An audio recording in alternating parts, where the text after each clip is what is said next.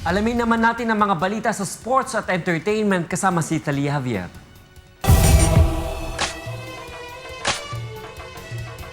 Salamat, Atty. Reg. Taus-pusong nagpasalamat ang mga benepisyaryo ng Malacanang Patriots sa binigay nitong tulong mula sa napanalunang premyo sa UNTV Cup Season 3. Ito ang balita ni Nel Maribuhok.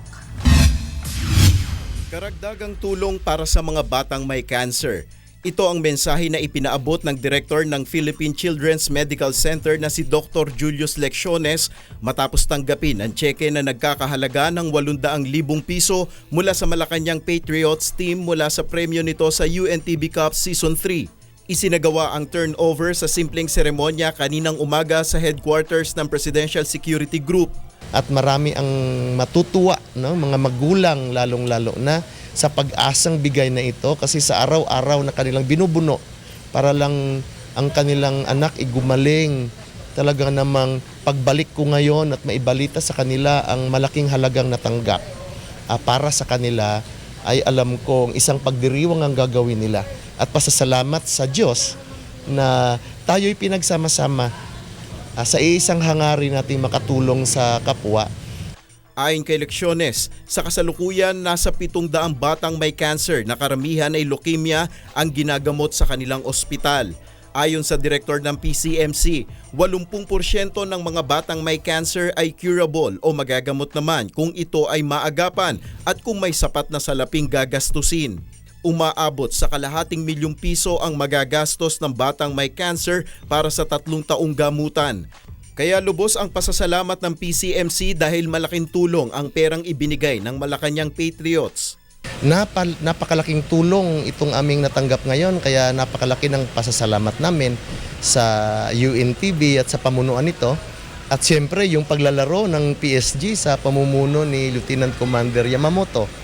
At sa susunod na liga ay talagang nga namang siguro sa palakpak ng mga batang dadalhin namin, i-inspirasyon para sa kanilang mag-champion na talaga.